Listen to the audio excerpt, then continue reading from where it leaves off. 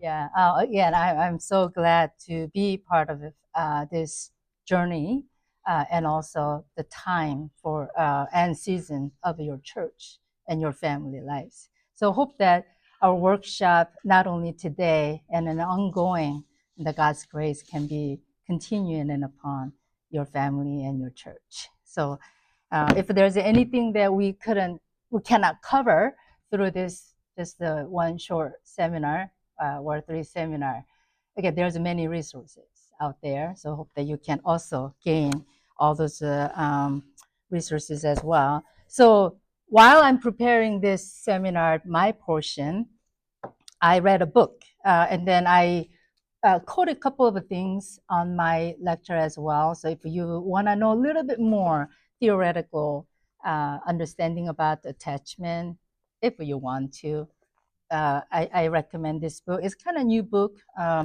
Dr. Daniel Siegel, if you are aware of his book, is fantastic book. So I will give you a reference of that. All right, so let's go because I wanted to share. I'm given 30 minutes for today's session. So in the beginning, I will go a little bit more of a theoretical understanding about attachment. Although we already went over first and a second workshop, but I wanted to go a little bit more than how to build secure attachment. I think maybe that's the reason why you're all here, right? So how can I do it? So I will share a little bit according to the research and according to the attachment theory. And then after that, I wanted to share more theological and also about what we believe as a clinicians at Oak Hill Foundation. And so that you can understand about how we do and how we understand attachment as a Christians as well. All right. So this, again, one slide will summarize the first and the second workshop. The attachment theory, it comes with two categories. One, secure attachment. Another category is insecure attachment. So insecure attachments, it combined with those three: anxious attachment, avoidant, and disorganized.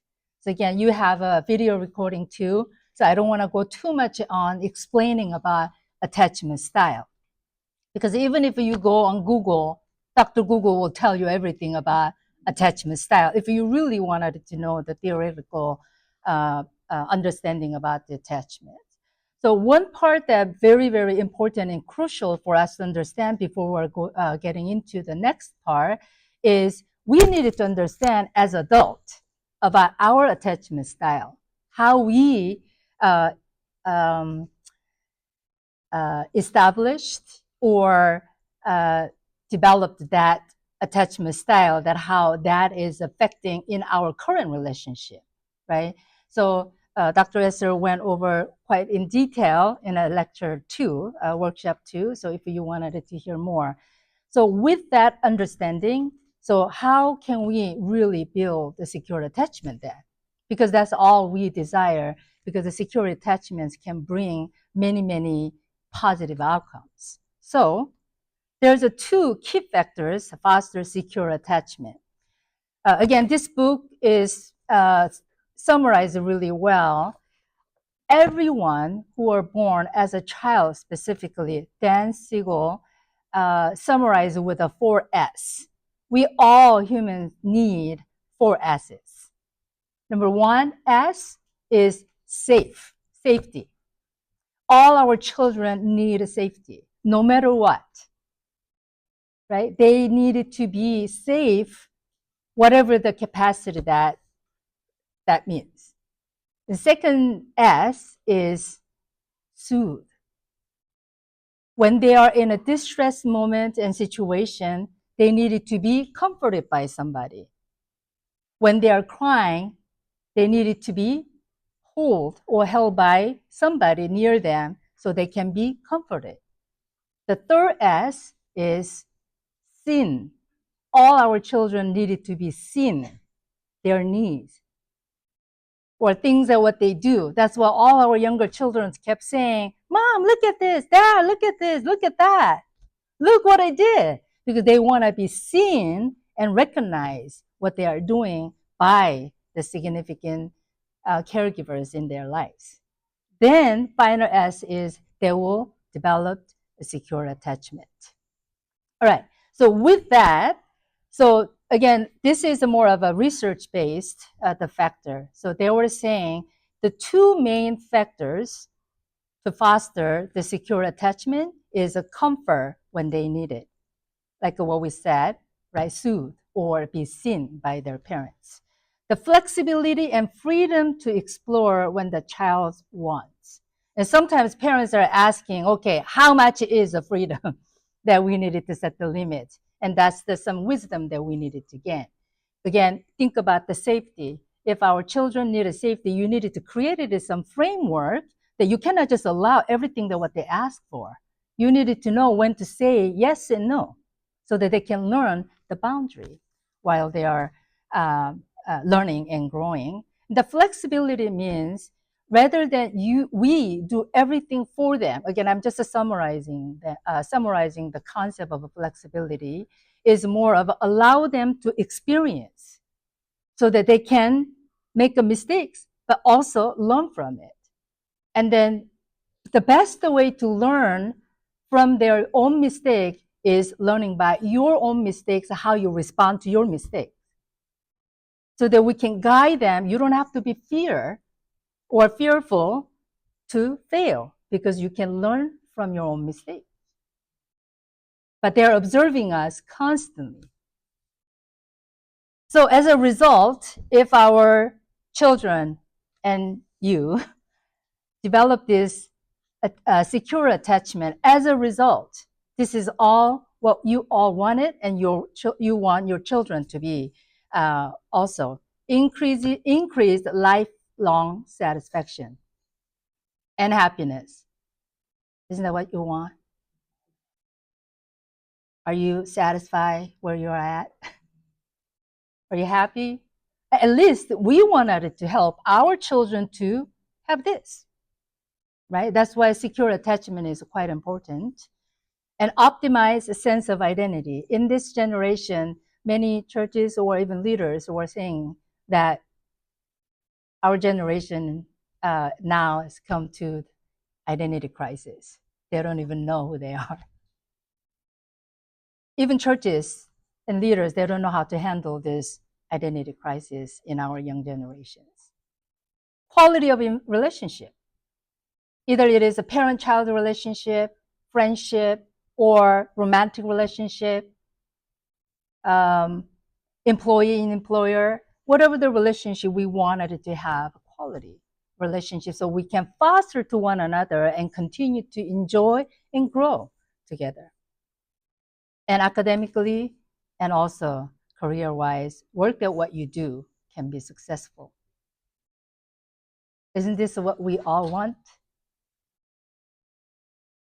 Right? I want this too. But just because you don't have this doesn't mean that you are in insecure attachment. But this is more of, as a result, we can continue to establish and develop to have as a goal of a life. So as the good news is, before we're getting into that, I wanted to ask you just to think about it for a couple of seconds. How did you become the person you are today? Just to think about it for a second. Well, I gave the answer already, but while you're reading, I want you to think about it as well. So we now we are adults, right? But when you really think about becoming who you are, how you make a decision about your career, how you're making decisions, how you respond to your emotions, how you are using and formulating your thoughts to communicate it and connect and relate it with one another is all from many, many different factors. Pastor Jeff, in introduction, was mentioning that as well, right? Without your own family, your family value, family culture, and family structures, either it is safe environment or not safe, destructive environments or not, you are affected by your family. the community that you are belong to, the friends that you are hanging out with, the church that you go to, neighbor that you are living in, school that you go to. Every community is affecting how we formed our thoughts, how we experience of the things that we know and we don't know. Our culture is also heavily affecting us. I grew up in Korea. I immigrated here about 20 years ago. Recently, I appreciated it more about my culture, being a Korean immigrant, as something that if I didn't grow up with in Korea, more of a collectivistic culture. Probably the way I treated my family, the way I treated my church members, the way I treated my employees will be completely different. But because of my value in my culture, how to treat with one another with a more of we concept rather than individualistic I concept. So I appreciated that. But that formed the way I think, the way I value, the way I interact with one another, even decision making that I do all the time in business. And our society, social expectations, and our children as well, right? Everywhere they go, sometimes that social culture or social values and expectation can be different from the family that they grew up with. The relationship around you also can affect you, who you are today. So you are not here today just because of you're so awesome. Not just because you're smart, you try so hard during your school years. You are just a kind person that made you who you are and landing it at where you are at today. We all know as adults, it's impossible. We have these factors. That's why psychology, when we're looking at the not only attachments, but overall, the disorder that we're talking about, we cannot just say what you are experiencing today without understanding all the history, your family, culture, your relationship, social pressure that you grew up with, internal and external value that you believed it in.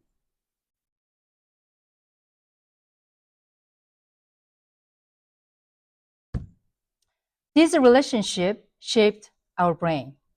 In a second lecture, or was a first workshop that I think we share about our brain development. You may not remember, but according to the neuroscientists recently, they discovered more and more about our brain function. Every individual, every human being, as soon as they are born until age 3, there's not much of a reason and logic were developed yet. So they're using their right brain and using all their 5 senses to make sense of their lives. Which means within those 3 years, how you respond to your children or your parents, how they respond to you when you are crying, when you are expressing your stress, sadness, and those things were already formed and developed it in your brain.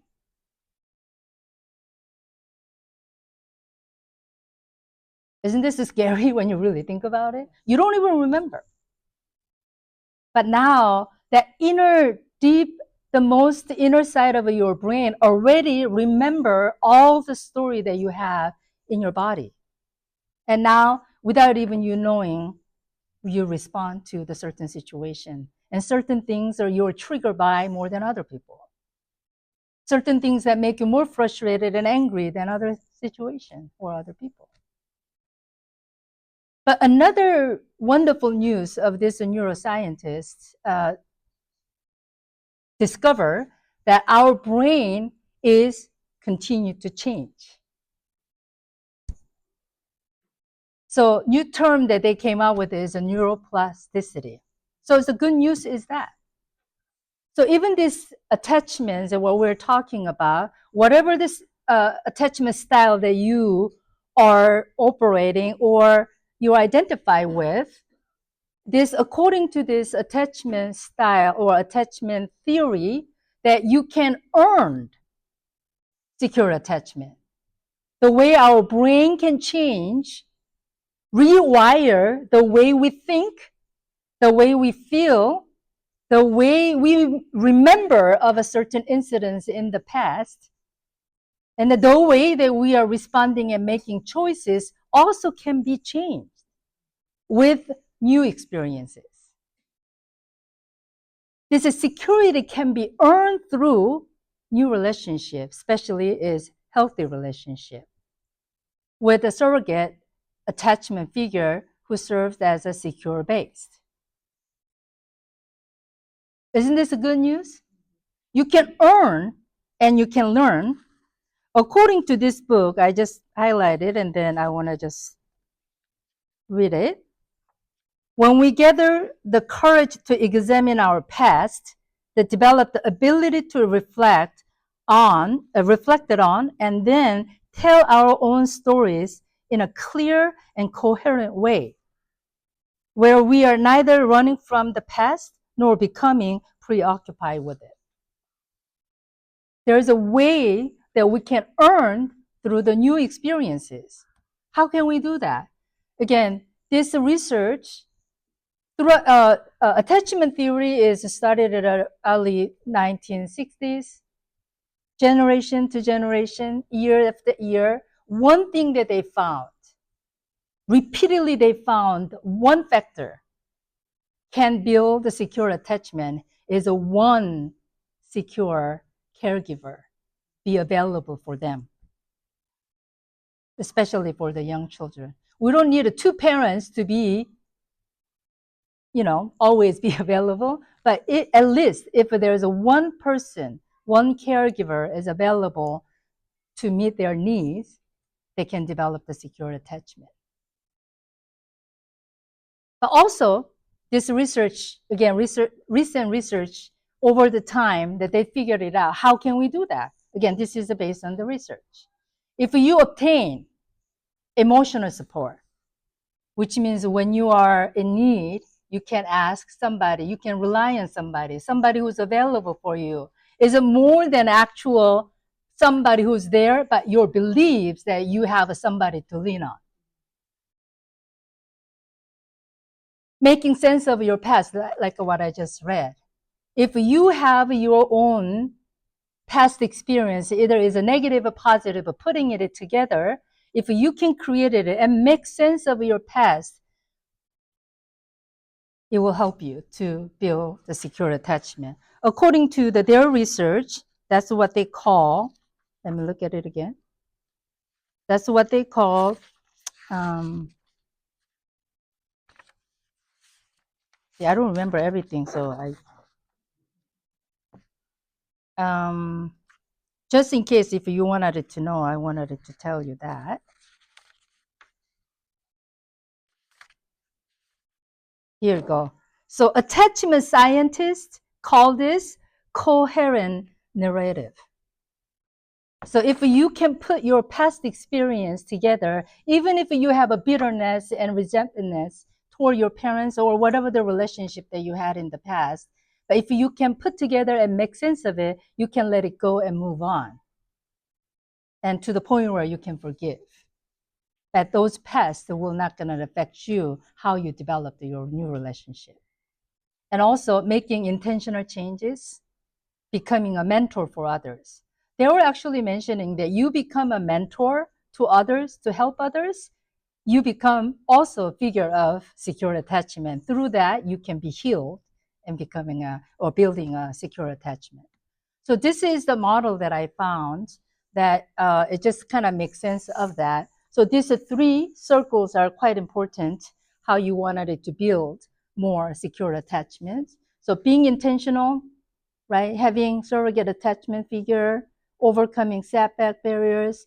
And if those things are not available in your life, they were saying therapy is one of the best way to build a new secure attachment. So call the therapist if you don't have anyone. Again, another is making internal your stories about your past, your family of origin, not only internally, but externally. So you reach out others who are in need.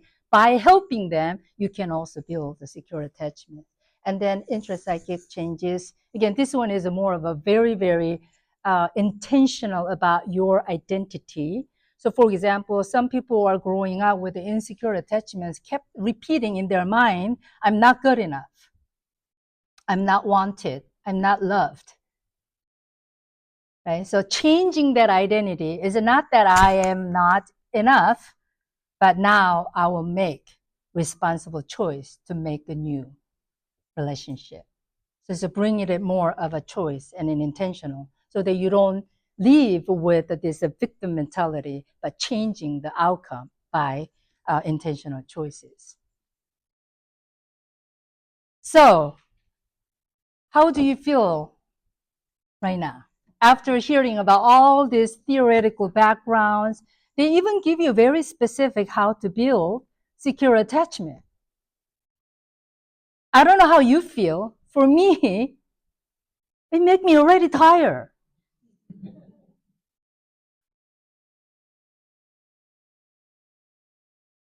When I have my patients who are coming to our clinic, especially for me, I cannot speak to everyone.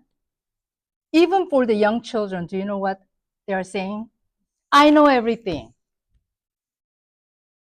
I just don't want to do it, or sometimes I don't know how to do it.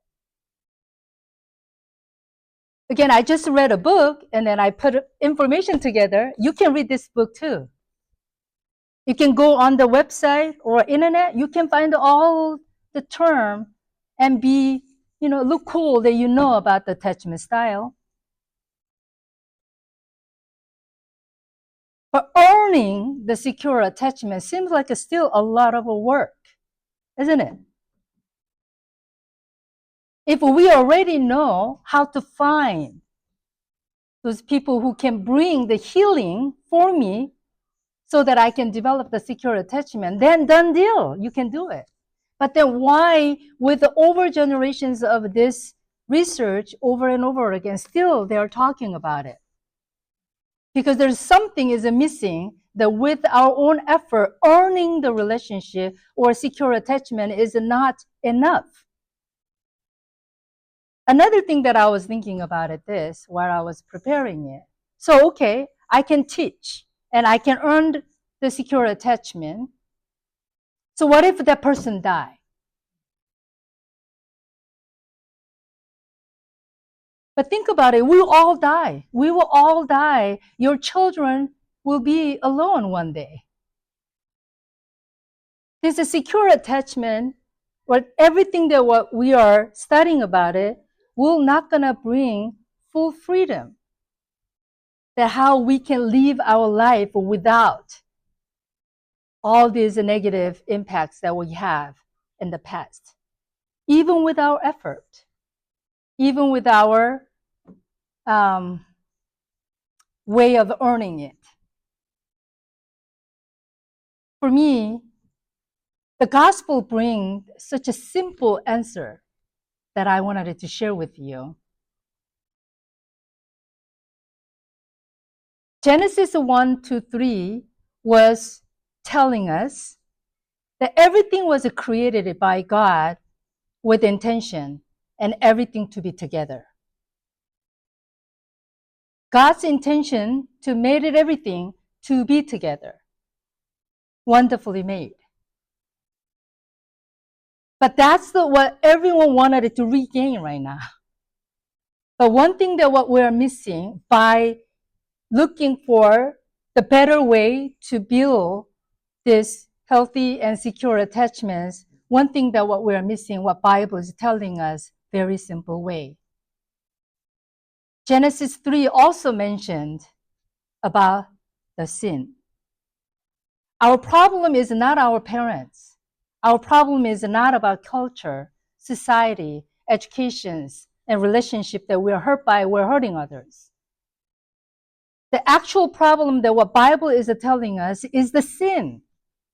So if we started to understand in Genesis 3 the sin, the original sin, disbelieving God, then answer is also very simple.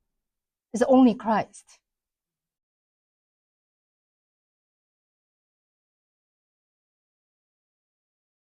The Jesus Christ took our sin, who has no sin, to become the sin and nailed on the cross. So that you and I don't have to earn this secure attachment and constantly fail and disappointed and pressuring it ourselves and our children and other relationships. But through the work of Jesus Christ on the cross, we received this secure attachment as a gift. This salvation is not earned, but received. You may say, I know, but tell me the more of a practical. When we are shaped, our brain and the way we think, the way we feel, and the way we are experiencing every day, decisions that we are making every day, is still within that, our heart will go out to seek for that. And if that needs are not met, we all will be disappointed again, hurt by our people again, hurt by our family again. How can we be healed if we are putting all our needs in one basket of one somebody, a person, or career, or friendship? But Jesus said, I finished. I finished it all so that we can be united again. So that everything that apart now be together through Jesus Christ. And then this person, Jesus Christ, became the real and unchanging and unconditional. So like I said, probably you are saying, okay, tell me more practical.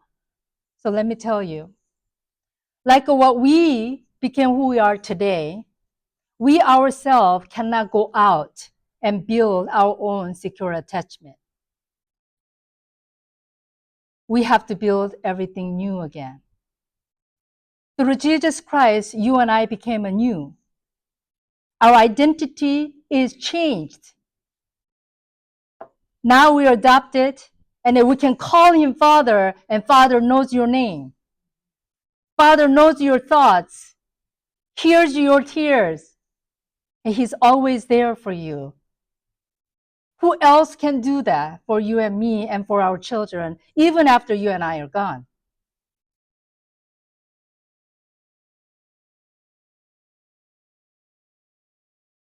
Interestingly, in Asian American churches or Korean churches, Asian churches, we call everybody aunt and uncle. Is this, you guys are doing this church too?